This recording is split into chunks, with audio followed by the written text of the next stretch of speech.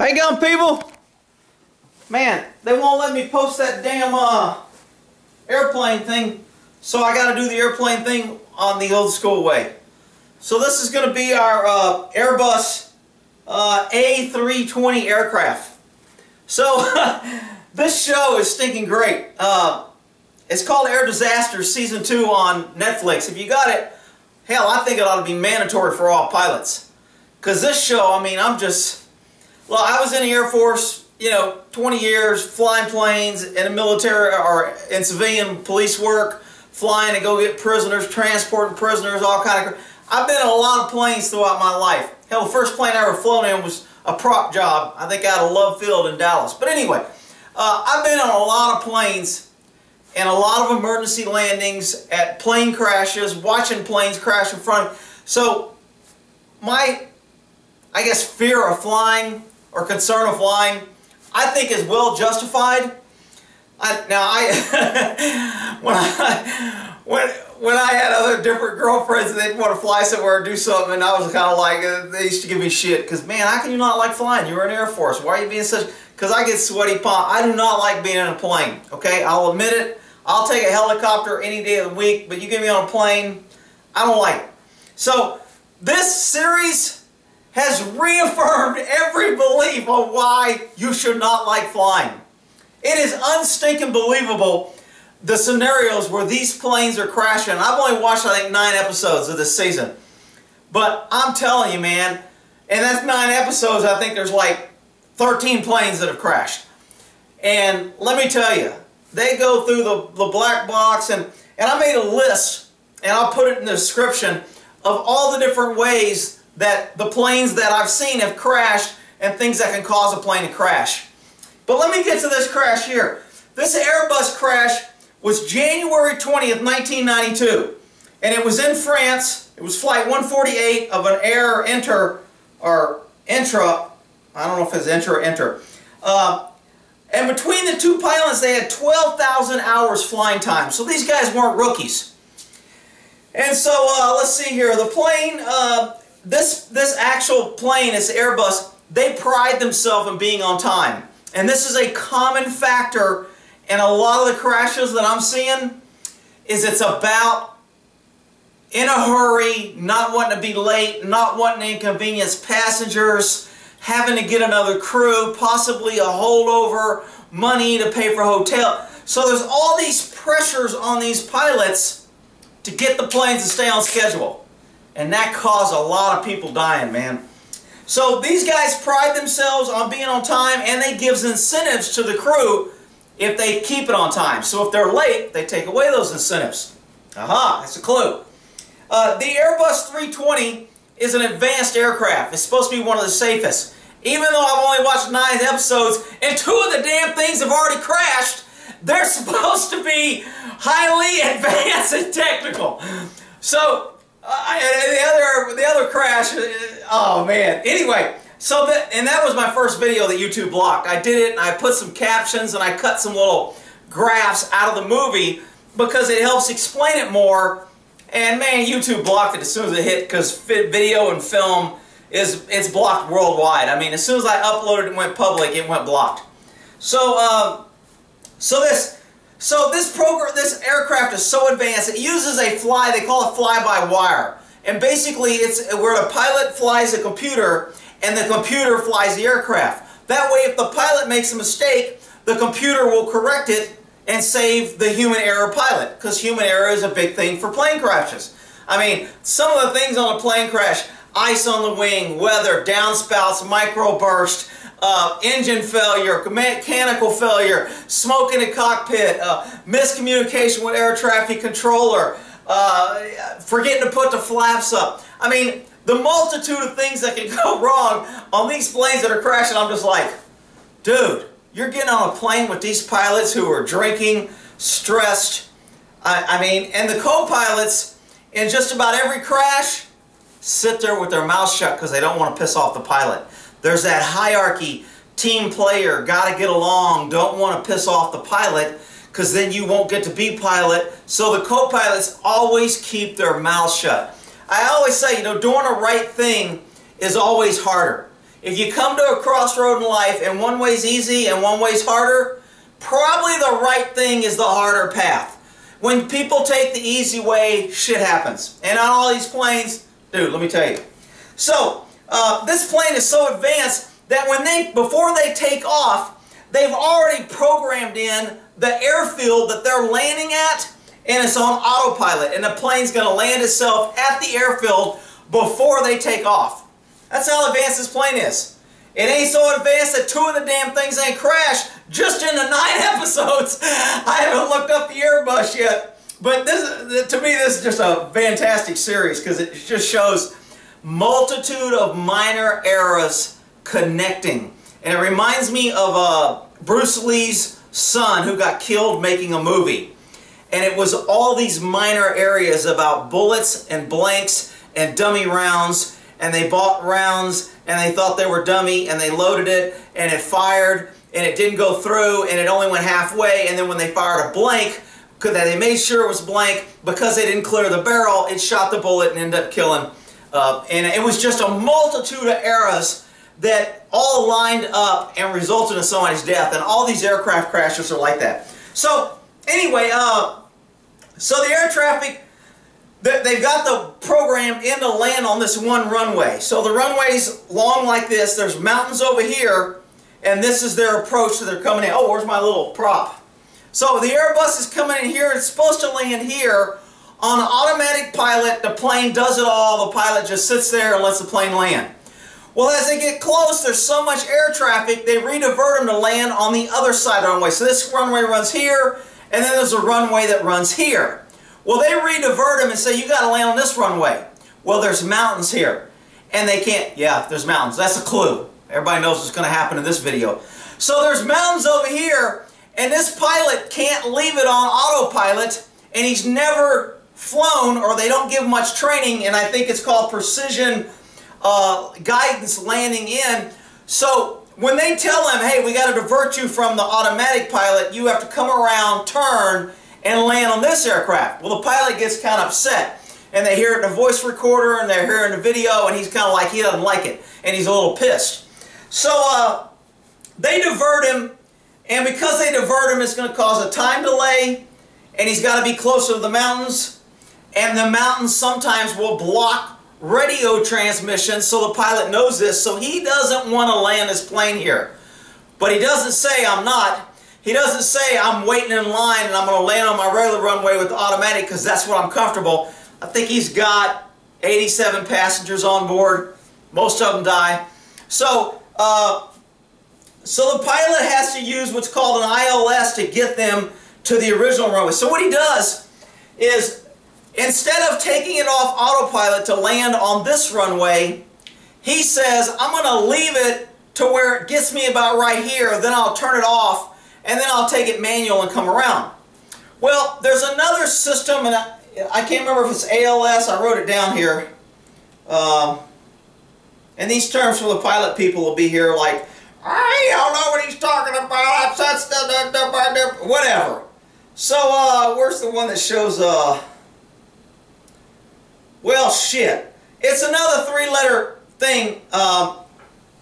And anyway, when this radio transmission, since you can't do autopilot, they have a radar here that will allow you, it only gives you left and right maneuver. So if you're coming in, it'll move you this way and it'll move you this way. But it does not move you with altitude. Whereas on the automatic where it came in, it does altitude, left, right, it does everything. So the pilot comes around here, let's see, he used it, he gets closer, he's on full approach. He has to do some math for the descent because they've changed it, and normally the computer would figure all this out. So he's sitting in the cockpit, he's doing the math, he goes, okay, we're gonna drop at 3.3 meters and keep our speed 3,300. Anyway, the 3,300 and the 3.3 numbers is critical on what causes flight to crash. So the plane gets off course, so they try to align it on radar. The captain says, oh shit, we're going too fast. So he turns on the speed brakes. And the speed brakes are basically flaps that come up, and they have neat graphs. I don't have neat graphs. I got this little 98-cent plane I bought. So there's little flaps right here that kind of pop up and it creates drag. It disrupts the flow over the wing, creates drag, and slows the plane down. Now, I know enough about planes, and I've talked to many of pilots and bullshitted. I've had the controls of planes, some of the shit that we've... If you're high and you got speed and you getting problems, you got a lot of time. And one of the aircraft flashes, I mean, they have both engines flame out. They have no freaking engines whatsoever. And they have over 30, because they're at 36,000 feet. I think they have like 35 minutes before they hit the ground. So that's a lot of time to troubleshoot, restart the engines, do final landing, you know, so there's all, that's a good amount of time because you have height and you have airspeed, because height equals airspeed, because you can always, as you're falling, you're picking up airspeed. If you fall, if you tilt more, you'll pick up more airspeed. If you go straight, less speed. So you can control your airspeed as long as you have altitude. So he notices that he's dropping a little quick, so he puts out his little air brake flaps and it slows him down. Well, he's already low to the ground and he's slowing down. Those are two combinations you don't want when you're flying. So it creates a little drag and they come out of the clouds and there's a mountain in front of them. Bang! 12 miles from the runway, they hit a mountain. Well, when they hit this mountain, I'm thinking everybody's dead, because most people died. And I'm kind of surprised in a lot of these videos, there's actually survivors. I mean, in one plane, everybody died but one little girl. And, you know, another plane, only 3 people or 2 people died. So, this plane here, everybody dies but I think 9. And I want to say there was 87 people. So let me go on my little list here, because I took notes while I was watching it. And I got to do it because they all blur together with all the things, so I got to have my notes with it. So, let's see. The plane hit 12 miles away. Oh, I put a note here. Landing and takeoff's the most dangerous time. That's when I'm most nervous on a plane. When it takes off and when it lands. Because that's when problems can go wrong. Once you're in the air and you got altitude, there's time. Remember I always say in the cop videos, distance is your friend. Distance gives you time to formulate plans, develop options, pick the best option. Well, same thing on aircraft. Altitude gives you time. It gives you time to formulate things. So landing and taking off, you don't have a lot of time. You don't have altitude. Because you don't have altitude and you're going slow when you're landing or taking off, problems happen. So the air traffic can't find the signal. It's not putting out a beacon and they don't know where the damn plane crashed. They just know it went off the thing. And I'm like, holy shit. So it takes them 4.5 hours to find his aircraft. And actually, they don't even find a crash. They're out there searching. One of the survivors, after 4 hours, goes, shit, I don't think anybody's coming. I better go start looking. So this dude's bleeding. He wanders off and runs into a film crew that's out there, brings them back to the crash, and they start gathering shit. Well, in France, I guess, where it crashed, there's an issue on authority on the plane. So in the U.S., NTSA, I think, has primary on an aircraft. They can go in and do what they want. They don't report to anybody. It's basically their crime scene. Well, over in France, the cops have the crime scene. The aircraft investigators cannot get in until the cops are done. And sometimes it'll take 2 or 3 days for them to get the black box because there was an issue with tampering. So now they have to get the black box and they have to turn it over to the investigators.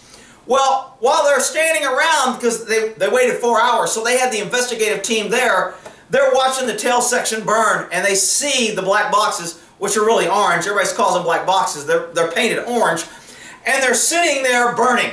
And the investigators are like, hey man, can we get that box out of the fire? And the cop's like, nope, can't do it. Stay back.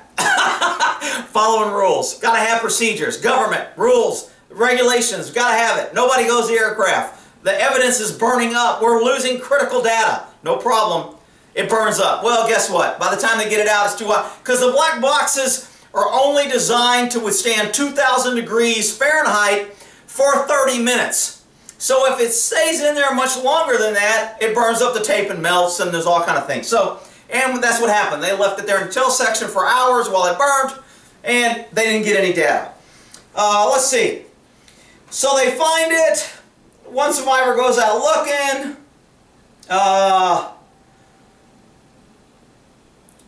The plane crashed at 2,500 feet on this mountain. So they were at 2,500 feet.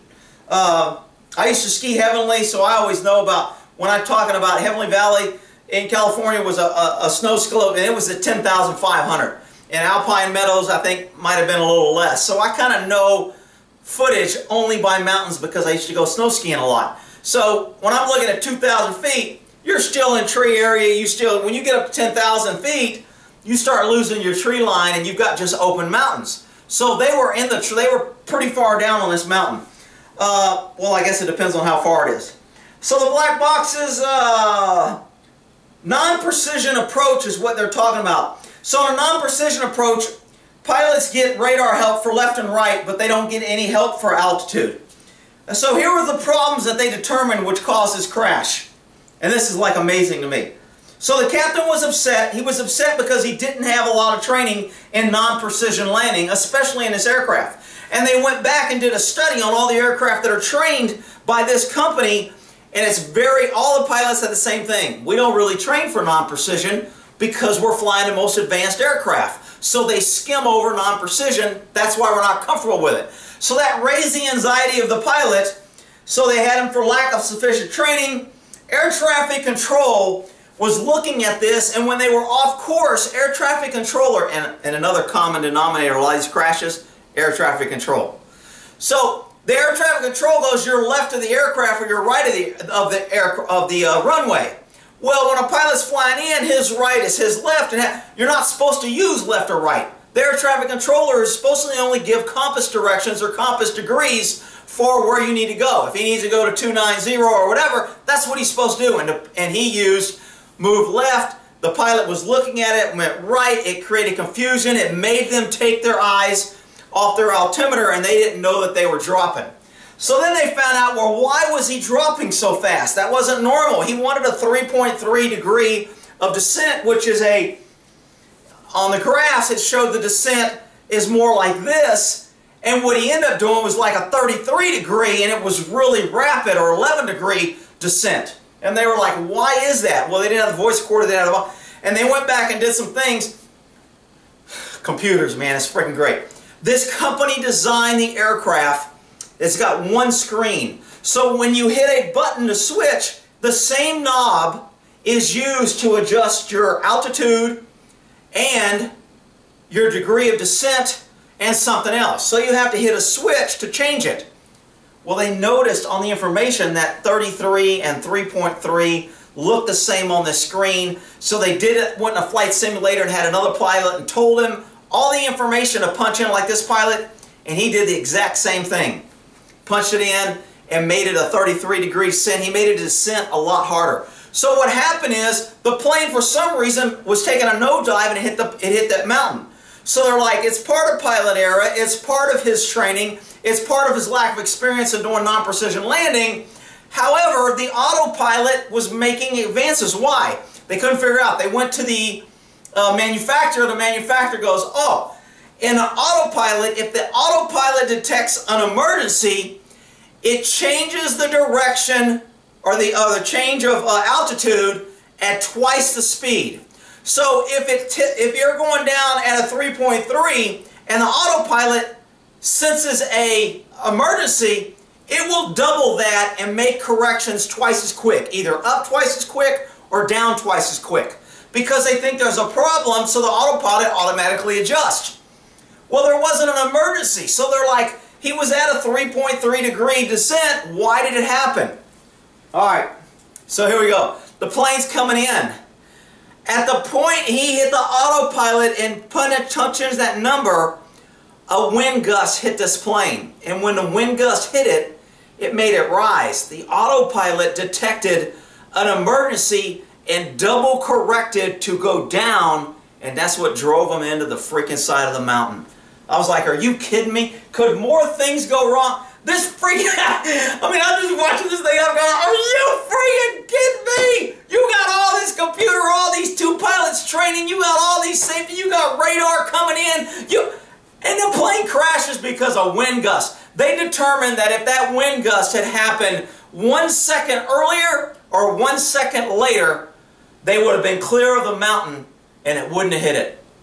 Man, I'm telling you, this is a great series. If you're on Netflix, you can watch it. I highly suggest it. I'm going to do, if this video gets some good marks and you guys like them, I'll do one on each episode and kind of give you my viewpoint of it on how it went. I don't have fancy graphics, but I can talk about the wing and when on one of them where one freaking plane is flying over here and this dude's looking over here and all of a sudden this wing clips his freaking tail. I'm like, are you still got the whole freaking sky and you're running into each other? What the? And this happens numerous times. It's a great series. Anyway, hope you enjoyed, got a little bit out of it. We'll go in and, again, I think this thing ought to be mandatory for freaking pilots or anybody that flies. All right, we'll end that there.